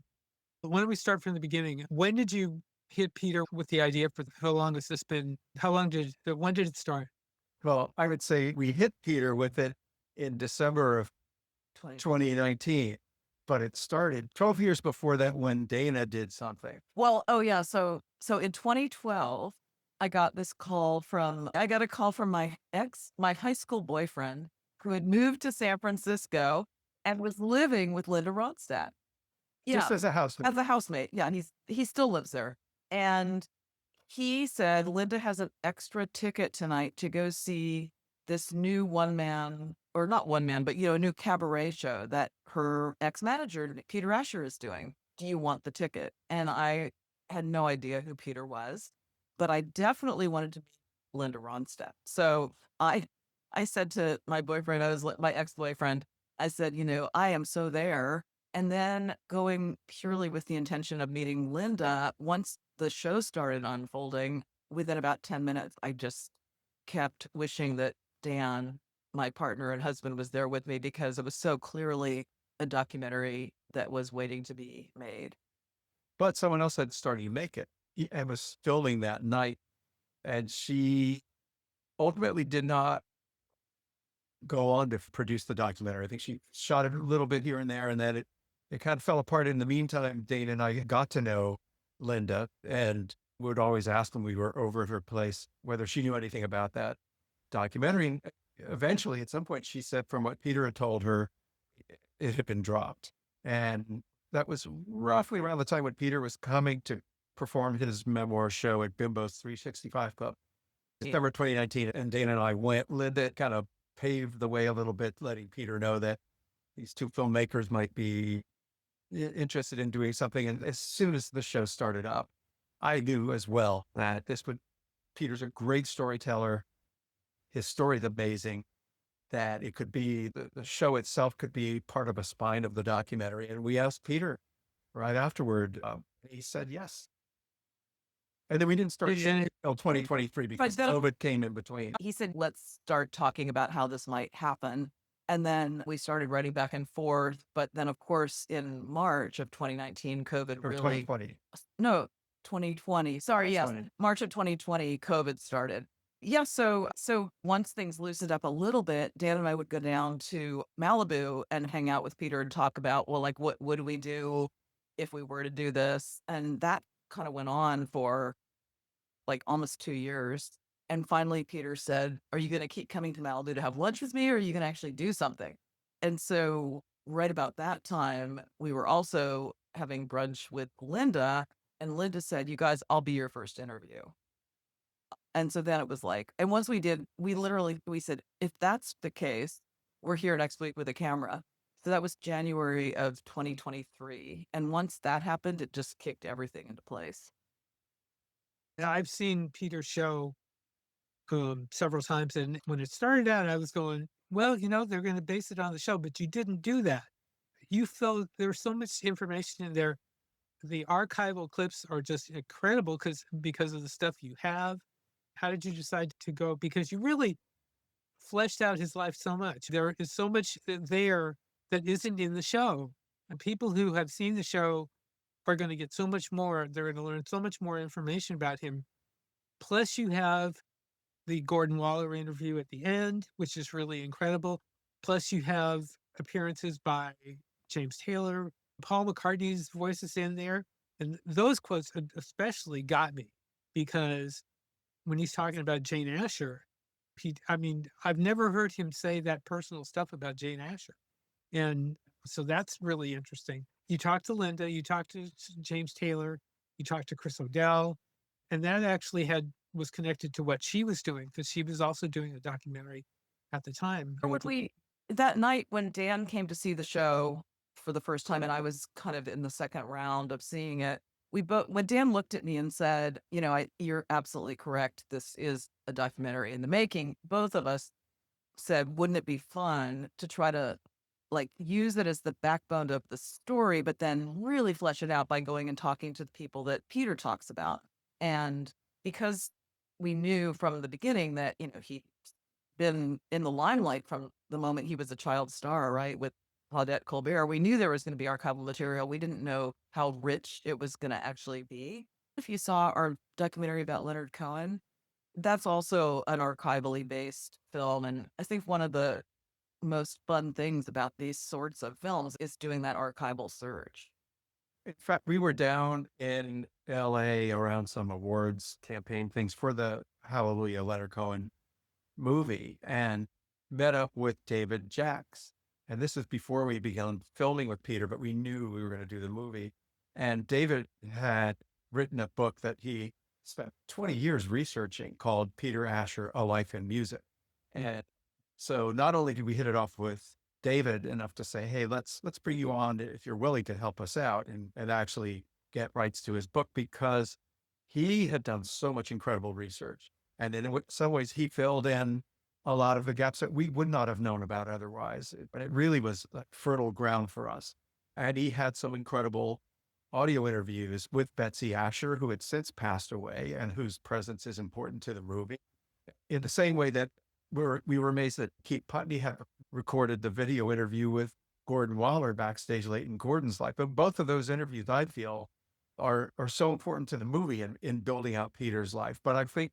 I just want to stop and emphasize what Dan just said.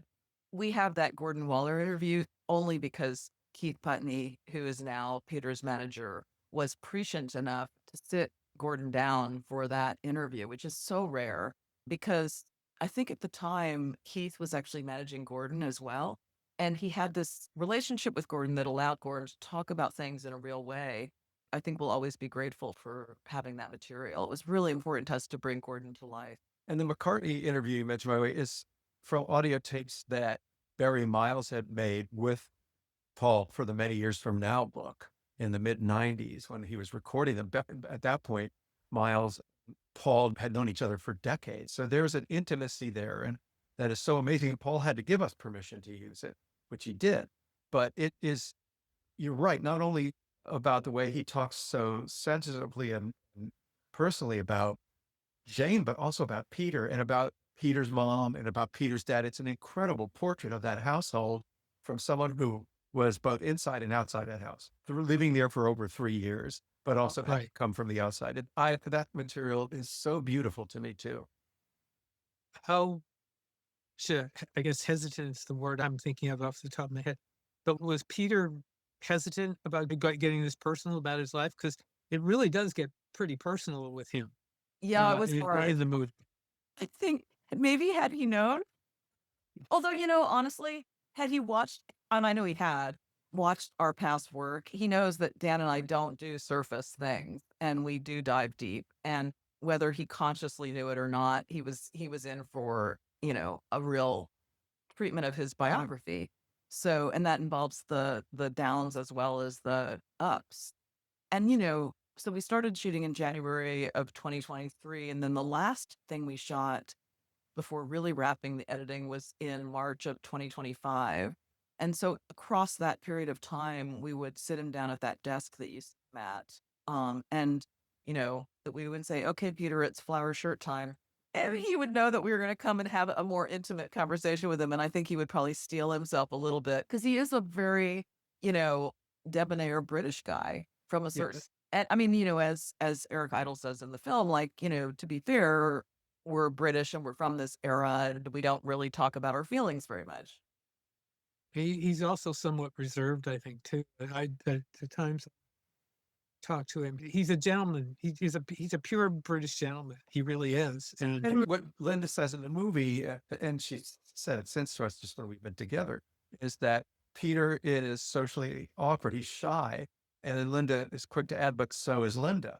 And so she understands that and respects that. So one of the things for us, it was to be comfortable with his silences. I mean, he sat for interview after interview and took them all over England, as you see in the movie. He's very much present and willing to talk about things if you push a bit. But there are times where just we're hanging out together. He's extremely bright. And so he's inside his head thinking about all sorts of things. And if one is comfortable with the silences, then it allows him to feel comfortable opening up when it's appropriate and the moment is there for us to ask those questions. Were there particular incidents or particular parts of his life that he had to be coaxed into talking about? Or was he free, for anything? I mean, obviously the personal stuff, it definitely took a bit to get him to talk about his father and his father's suicide. He's not really done that before. Right.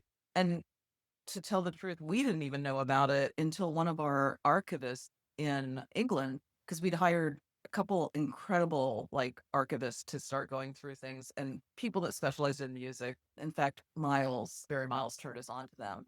One of them said, "Oh, I'm going to send you a newspaper article from, I don't know, whenever year, the late 60s. It's really sad."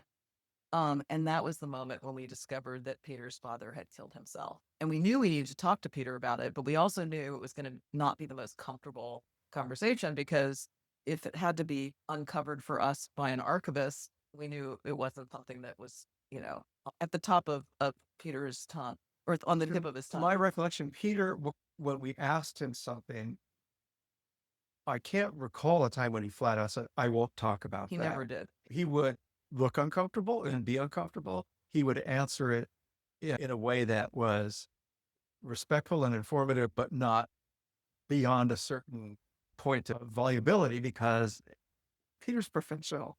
Above all things, he's professional. So the professional thing would be to answer the question, but not feel like he had to go at length. And he clearly was in that one scene. He really was. It was quite an emotional moment. You could see that in the film. And he also was very revealing about Gordon. Was that hard too for him to talk about? That actually became part of his show, because the line where he says that is actually from his Bimbo's show that we shot, where he says, Gordon, we lost Gordon in 2009, and unfortunately he didn't take care of himself, and the doctor's orders and everything. That's actually now in his show. But we didn't Okay. probe. It's so clear, even early on, Cooch saying Gordon loved to get drunk, chase chicks. It wasn't necessary to go into any alcohol problems and things like that with Gordon, because it's so self-evident at that point. I mean, Gordon says, in that interview that Keith luckily did and then was kind enough to give to us, Gordon says, "Look, I wish that I could say that I felt bad about it, but I had so much fun being an asshole." Right. Yeah, that interview was really amazing. I had not seen that before, and it was astonishing to hear him that honest. The bit with Steve Martin at the beginning was wonderful. Was there a lot more of that on the cutting room floor? Oh, yeah, of course. Of course. Yes. But what I loved the most is that from the beginning, we thought it would be really interesting to have them play some music together. And Steve, through his manager, was quick to say, "Yes, sure, that sounds great." Peter was so reserved about it, and just thought it was worried Steve was forced into it, but she was not at all. And then I think then Peter was saying, "But I don't banjo chords, and I don't know, those songs." And he said, it's noodling around a little bit." They said, I don't know." He brought his guitar up when we filmed in Santa Barbara, sort of grudgingly. And then they had the greatest time. And afterward, they said, "No, this was so much fun. We really enjoyed noodling around together." So, I know. I think one thing that I feel like I learned from working with Peter for those few years that we were filming is that sometimes in his head he doesn't want to do something, but then like you just leave it out there. So with the Steve Martin thing, at first he didn't even want to. He was like, "Why do you want me to be in the interview with Steve?" And we're like, "Because you guys are such good friends. It'll be something different. It'll be refreshing, way better than just sitting him down and doing a talking head interview." And then he said, all right. And they were like, "Eddie, you need to bring your guitar." And then he was like, "What?" So we said, "Just bring your guitar and put it in the trunk of your car." And then Steve walked in like playing his banjo, basically. I mean, we have photos of him like literally walking into the house where we filmed when Steve's twiddling away on his banjo. And at that point, it was such a natural thing for Peter to whip out his guitar. And then it just unfolded really comfortably. It's such a sweet moment. Yeah. There are so many other people. I mean, there's so many people that he has worked with. Ed Sheeran is another one. He just worked with Streisand. And when you go through the list of people he's worked with, it's an incredible list. I know it's going to be in New York and Los Angeles in June. It's doing the film festivals now. It's going to be all around the country in June. So it's opening on the 19th of June in New York. And then starting on the 26th, it's going to go around the country. It'll definitely be in LA and in the Bay Area. Just going to keep winding it and pushing it out now. So I mean, I feel quite confident it's going to be around the country in art houses and whatnot. Is there any talk of DVD and Blu-ray at this point, or is that a little early? Oh, yeah. I mean, we're thrilled with Greenwich Entertainment. First and foremost, it's get people into theaters because it is the most fun way to see it with big sound and big picture, the amplification of laughter and enjoyment. But they are going to make a Blu-ray, and then hopefully we'll just start noodling around with some dropped scenes and little outtakes that could be really fun for it. I'm told there's a lot of drop scenes. Is that true? Oh, no, a fair number. I mean, fair number.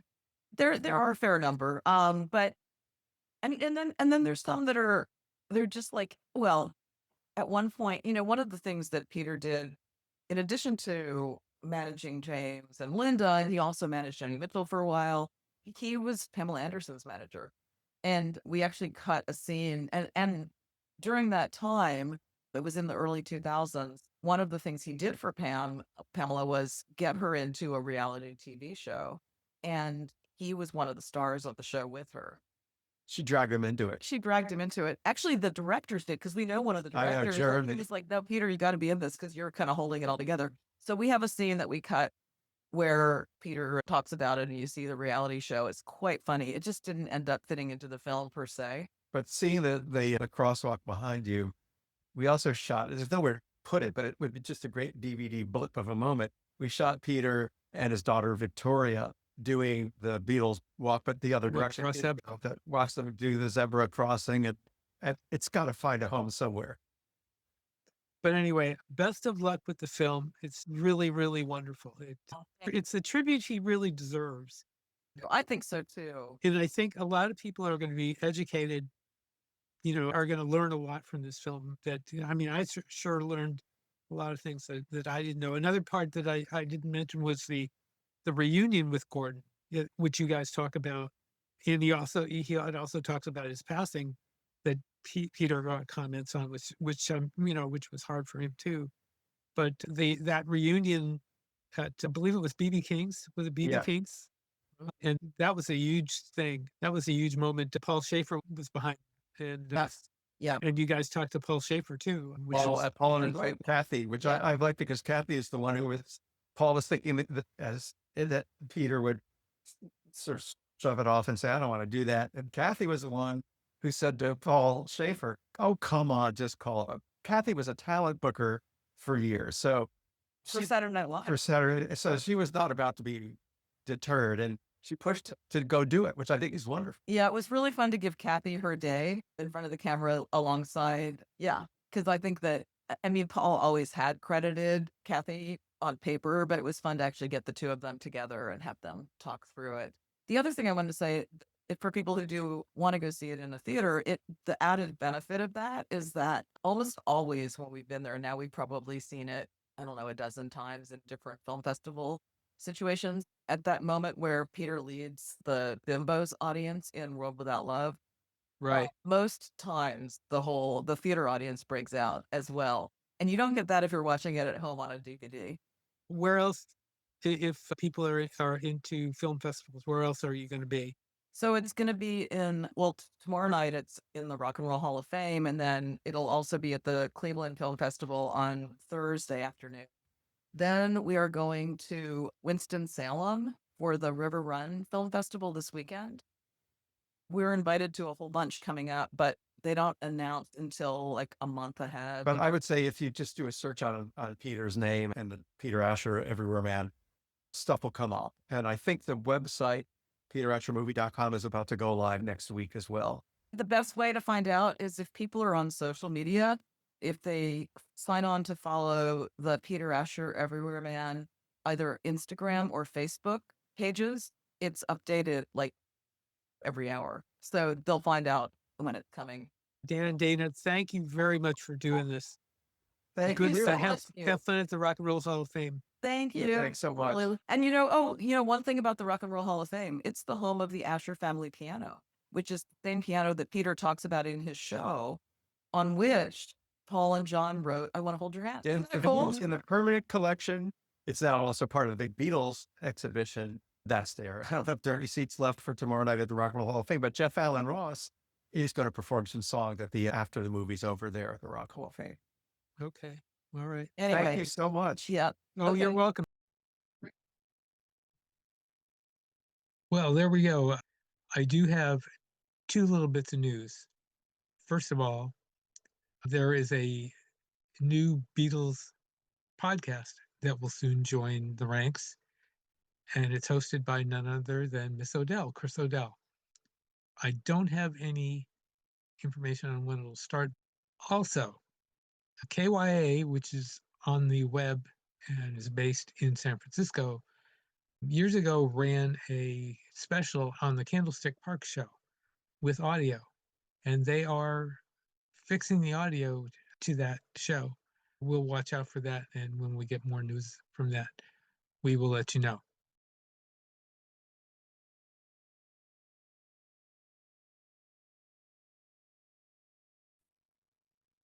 That's all for today. We hope you enjoyed the show.